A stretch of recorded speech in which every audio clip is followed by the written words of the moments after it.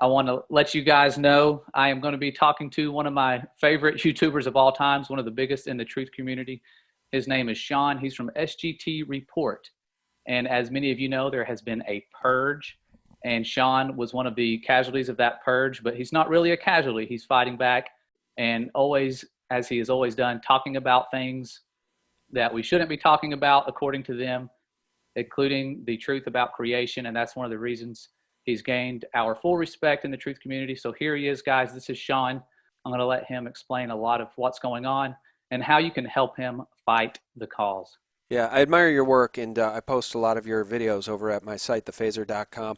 All right, so people probably already know on October 15th there was another YouTube purge. Some are calling it YouTube Purge 3.0 because this has happened before, and it happened out of the blue, and they took down a number of channels that were in good standing and had no strikes. So they're already in violation of their own terms of service, their community guidelines. All right. So what I want everybody to understand is we are fighting back. If people go to punchgoogle.com, which incidentally Google is sort of blocking and they're making it look like a nefarious website, double check before clicking on this. It may be a harmful website. It goes to a GoFundMe page set up by Google whistleblower Zach Voorhees and Facebook whistleblower Ryan Hartwig, both of whom I've interviewed multiple times, several times each. It is the Stop Big Tech Election Interference lawsuit. What we are doing, this isn't pie in the sky, we are doing it. We are raising money. We've hired an attorney. Her name is Chris Armenta. She's got 25 years of experience. She's a top 100 attorney in California. She is a top 50 lawyer in California in the area of civil rights, and she has litigated against Google in the past. We've raised $77,000 so far, Josh, and our goal is $130,000. It looks like at this point, because the wheels are in motion, there will be a case filed, an emergency injunction filed in the state of California either on Monday or Tuesday of this coming week. So we really, really, really could use people's help. Please go to that site, gofundme.com/support big tech whistleblowers. Pitch in $5, pitch in $10. Help us reach our goal because this is a very timely action. And it's real action, Josh. This is really happening. People so often in the comments section below my now terminated and deleted YouTube channels would say, hey, I really like your work, but enough talk, we need action. Or you've laid out the problem, now give us some solutions. Have you heard that before, Josh? Yes, all the time. I heard that yesterday, as a matter of fact, when they deleted my video. Someone's like, you're talking about this stuff, let's do something. And well, we're doing something, yeah. man. This is real. This is real. And it really could work. And I could lay out some of the legalese of how this is going to work. But basically, we are filing a complaint seeking a temporary restraining order, an emergency injunction to restore all of the terminated channels, the channels that were taken down on the 15th because of political speech. Because if those channels are not restored, the argument is going to be that unrepairable harm will have been done to those channels and to those channels' audiences after the election. Because of the timing of this purge, less than 3 weeks before the election, they are terminating our ability to have discourse, political discourse, with the public. So this is most timely. I think that's the biggest blessing here, Josh, is the timing of how Google did this 3 weeks before the election. Because if they did it a week after the election, maybe an emergency injunction wouldn't, that argument wouldn't work as well. So I think this is really, really important, and this is our time, guys, to stand together and fight and take the fight to Google. Yes, that is awesome. So as you can see, this spiritual warfare is going on, and it's beyond spiritual too. It's impacting lives, as you're seeing here. And this is so amazing to see everybody unite and work together. And that's why we're doing this right now, is to show you guys what's going on and how you can help contribute to the cause. Because this is, again, it's like they're going after our family is the way I look at it. And I try to be slow to anger, but I'm not going to lie. I've been very angry the past few days over all this stuff. It's just had me kind of in a funk. But talking to Sean and hearing that he is continuing to fight and what's going on is really, it's a blessing. and I just want everybody to contribute to this cause. We'll have all the ways you can support, not just Sean, but the cause itself, because this is, again, an attack on freedom and everything that people like him have stood for on their channel. I don't think, Sean, you've ever said anything or done anything that's made me feel like you're calling for things that are dangerous to society or terroristic in any way whatsoever. Have you ever mentioned anything or promoted anything like that? Never, not once. I mean, Mm-hmm. obviously, I stand for the Second Amendment. Yeah. You know, I stand for our right to bear arms. I stand against tyranny. I stand for babies in the womb. I'm a Mm-hmm. pro-lifer. I'm a Christian. And yes, I support Donald Trump. Many of the channels that were taken down do, but not all of them. Do you know what the common denominator is among the channels that were brought down, Josh? Uh-uh. The common denominator, despite the mainstream media talking points being that they were QAnon channels. Okay, Mm-hmm. that's a conflation, by the way, because there's Q and there's Anons. Anons are researchers. Q is a, who knows what Q is, but he makes drops and people research them. All right, that aside, the common denominator is that every single channel that was taken down exposes pedophilia and child trafficking. Every single channel has been outspoken about the plague of pedophilia and child trafficking. And guess what is reportedly, allegedly, on the Hunter Biden hard drive? So I think there's a lot more to the story of why the channels were taken down. But regardless, they were taken down just 3 weeks before the election. If you could enable screen share, I would like to show you just a couple of things. The attorney that we've hired, again, I mentioned her name, Chris Armenta. She is sharp as a tack. And I would like to play just a couple sound bites for you from her Okay. so that you understand this is no pie in the sky lawsuit. Okay, we've got the law on our side, and Google and YouTube and big tech, they're in violation of the law. They hide behind Section 230, but we don't think they're going to be able to do that for very much longer. Okay, so anyway, this is the fundraiser on GoFundMe. We've raised $77,000 almost. Zach Voorhees, the Google whistleblower, organized it, along with Ryan Hartwig, the Facebook whistleblower. Okay, this is the attorney, Chris Armenta. Let me just play for you the legal strategy here. I want to talk about YouTube's terms of service that they are in breach of contract of, and then I want to go on to talk about how Google and YouTube have become state actors. Okay, they're not acting as private corporations anymore. They're acting on behalf of the DNC or the Democratic Party. And to talking to, that's Zach Voorhees, the Google whistleblower. Simple breach of contract case. Every time that a channel creator creates a channel and puts up content, they essentially enter into a contract with Google YouTube. That contract is called the terms of service. And Google has amended the terms of service from time to time. In fact, in earlier years, back in 2015 or so, the Google terms of service, the YouTube terms of service said specifically that they could take down content anytime they wanted to for any reason. They had words in those terms of service like sole discretion, and we can take it down for any reason, or really, no reason at all. Well, that has changed. The terms of service that are in play right now that govern the relationship between everyone who got purged on Friday and YouTube, or Google on the other hand, only provides 3 reasons that YouTube can take down the channel. It's in their terms of service, and it's under a heading called Terminations and Suspensions by YouTube for Cause. And what it says, I'm going to read it because it's important. And it's basically what we're going to say is the contract, and this is the contract that YouTube breached, okay? And the language says this: YouTube may suspend or terminate your access, your Google account, or your Google account's access to all or part of the service if you, A, materially or repeatedly breach this agreement, B, we are required to do so to comply with the legal requirement or court order, or C, we believe there's been conduct that creates or could create liability or harm to any user or third-party YouTube or affiliates. So in terms of our legal theory. All right, so terms of service, repeatedly breach their terms of service. Okay, that's one reason they can terminate you. Most, including both of my channels, had 0 strikes. Okay, they can't demonstrate repeated breach of their terms of service. We're good guys.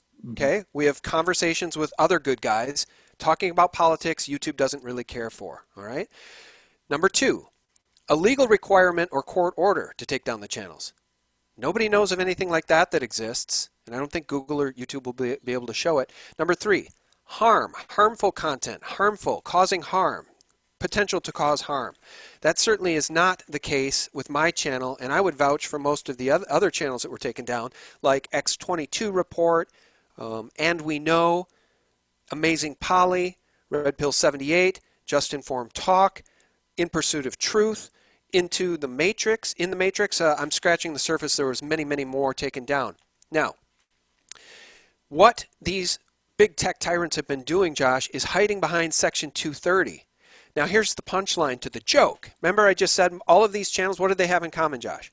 They exposed the satanic stuff that's going on. Yes, all of them talk about the plight of pedophilia. We speak out against it. We don't want kids abused and hurt and trafficked. The reason Section 230 was put into place before Google and YouTube even existed was so that platforms, I guess what at the time, I don't even know what that would be, magazines, newspapers, but they're publishers, they pick and choose. So I'm not exactly sure, but the reason Section 230 existed was so that platforms could terminate pedophilia, photographs of harm, obscene, lewd, lascivious, filthy, excessive, violent, or otherwise objectionable content. Now what these big tech tyrants are doing is they're hiding behind Section 230 and they're saying otherwise objectionable content, like political speech. But the Ninth Circuit has recently said, no, no, no, no. Otherwise objectionable content is not a catch-all. It has to be alike or of the same kind. So if you're going to take down obscene, lewd, lascivious, filthy, and excessively violent content under Section 230, go for it. But political speech does not fall into that category. So the Ninth Circuit, where we are going to file our emergency injunction, has recently, because of President Trump, become more conservative. It used to be the most liberal circuit in the nation. So we actually stand a chance to get some justice here. And I want to take it a step further and help people understand why. You just got a strike recently, right? Almost. It said if I have one more video taken down, I would have a strike. And that was last night. First time I've had one of those taken down ever. Okay. And they don't like speech around what? What was it? Something to have to do with health or World Health talking points? Yeah, it was the CDC themselves, the CDC director talking, I think is what got it flagged. And I even censored out the word with a beep, with a censor beep. So the only word that was in the video was the word vax. And they took that out. I mean, just instantly took that out. So it was like within an hour, I appealed the strike. I said I didn't talk about COVID vaccines at all in this video. I appealed it, and within an hour, they denied it. Well, I apologize. I left that screen share up too long, so now I'm back to you. But I want to do just one more. And I just want to drive the point home that Google has acted as a state actor. And, you know, it was Zach Voorhees that brought that up, and I was just so impressed by Chris's response, the attorney. And what that means is this. Imagine if the police showed up at your door, Josh, and they bashed in your door and they arrested you and hauled you off, but they didn't have a warrant. Okay, that would be a breach of your Fourth Amendment rights. It's illegal. Now, if the police show up with your neighbor and they force at gunpoint your neighbor to bash in your door so they can go in and arrest you, that is also illegal because they're forcing your neighbor to act in their interests. They don't have a warrant. Still a Fourth Amendment breach. Totally illegal. Now, Google has been acting as a state actor. How have they been doing that? Well, Adam Schiff, in a letter in 2019 on congressional letterhead, sent it to Sundar Pichai, the CEO of Google, a 2-page letter talking about the dissemination of unfounded theories about dangers of vaccinations. Schiff said Facebook, Google, YouTube, etc. should not allow speech disseminating such ideas. He went on and further said there should be no allowance of conspiracy theories, no vaccine misinformation, nothing medically inaccurate. It seems Google was more than eager to comply And then in April of 2020, April 29th, 2020, Schiff again wrote another letter. He urged Google to censor any information running counter to World Health Organization policies or talking points. He then tweeted that letter to CEO of YouTube, Susan Wojcicki. And guess what? She responded thusly. Listen to this. I'll do another screen share and we'll just wrap this up. This. Not only did he tell them how to run their business, but he then tweeted this letter to the CEO of YouTube, and she then responded in a tweet, said, "Thanks for reaching out. We're working every day to protect people from misinformation and help them find authoritative information. We appreciate your partnership and will continue to consult with members of Congress." All right. So a partnership, between YouTube and Adam Schiff and the Democrats to censor speech. Now, how, Josh, under Section 230, can they possibly say that they have the right to purge political speech, speech with which they don't agree? That's the argument. They're in breach of a contract. They're in breach of a contract with we the creators and our audiences, Josh, and they're hiding behind Section 230. And I think that the nuance of this argument now, and I didn't feel this way 2 weeks ago. I thought, well, let's just do away with Section 230 so individuals who are harmed by these companies can sue them directly. No. Now what I think needs to happen is we need to file and we need to point out to the Ninth Circuit that YouTube is hiding behind otherwise objectionable. Remember that? Under Section 230, they can terminate anything obscene, lewd, lascivious, filthy, excessively violent, or otherwise objectionable. And the Ninth Circuit has previously already said, no, you can't take down content because you don't like it and believe that that just falls under otherwise objectionable. So they've overstepped, they've overreached, and because they did it 3 weeks before the election, this is actionable. Because if the Ninth Circuit, if a judge does not force Google to put these channels back up, and the election happens, then irreparable, unrepairable harm has been done to the channels and the audiences because the speech that otherwise would happen between the channels and the audiences, the discourse about politics moving in to the most important election maybe of our lifetimes, won't be allowed to happen. So that's why if people pitch in $5-10 and get behind this lawsuit, you truly are in helping us engage in a fight. Take the fight to Google, take the fight to YouTube, and let's set some precedents here so they can be forced to stop doing this to channel creators and ending our speech and our discourse, Josh. Wow. Yes. I mean, that's incredible. It takes a lot of money. It's expensive. And I think it's especially for the folks at Google and YouTube and all the other agencies that put out the false information and they're just clearly against the Father and the Most High and the stuff that we're trying to do. They're fine with paying stuff off. So money to them is really no object, but we have to be able to raise money to definitely fight and do things like that. That's something we couldn't do if everybody in the truth community didn't come together. So this is cool to see. What's the main platform you use right now to share this information? I'm sure you're going everywhere, but. Well, thanks. Yeah, people can find me right now. All of the public free stuff I put up, which is 95% of everything I do goes up for free on BitChute, BitChute/SGT report. The channel's gotten good traffic, I guess, since YouTube took my channels down. But BitChute, I'm on there. I'm on Odyssey. And if people want to sign up for Odyssey, that's ODYSEE. You can find me there, SGT Report. And what's cool about Odyssey, it's on the blockchain. If people watch there, if they set up their own account and verify that their account is real, it's really them with their email. If they watch content on Odyssey, you earn library tokens, a cryptocurrency, which is a neat thing. So that's a cool platform. I'm also on Rumble, SGT Report on Rumble. But most importantly, for those who care to support us just a little bit financially, they'll get all content, including exclusives, at sgtreport.tv.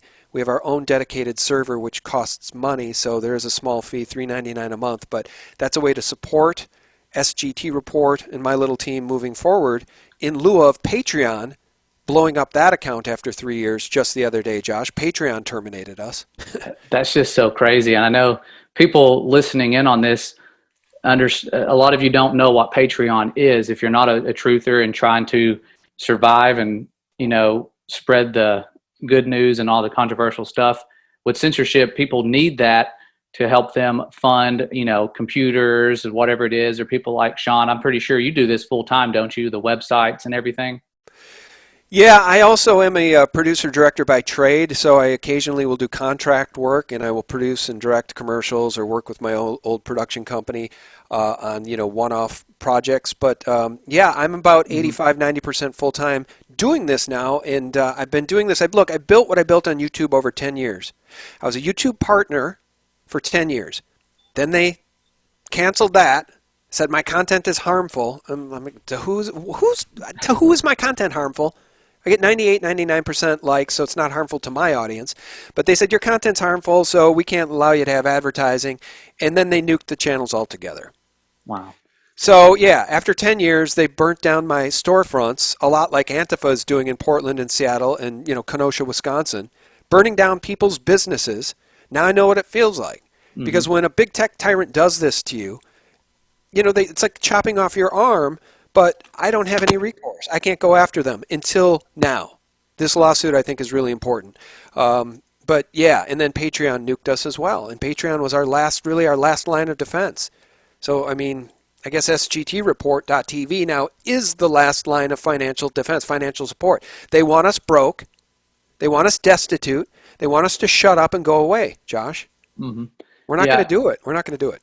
And that's what hits home with me when they're talking about someone like you being a danger or putting out things that are harmful, because I look at you, you're a lot like me. You just share light. You're not encouraging returning hate for hate or anything like that at all. So that's what was really, I guess, had me sad in the first place, is like my ability just to go on and connect and hear what you have to say about current things and, the stuff you're finding out from people in your community that you share information with. Like, it just cuts that off. So it doesn't just hurt you, it hurts all of us. It's kind of like a divorce that none of us signed up for. It's like, and no one gets custody or visitation. It's like, you're just done.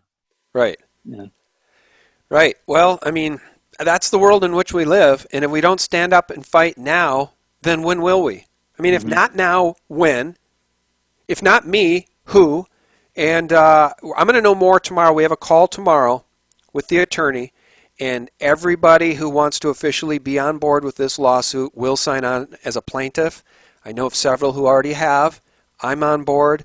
And before long, we're going to know how many of those channels that were terminated are on board as plaintiffs in this lawsuit, this emergency injunction against Google to have channels restored.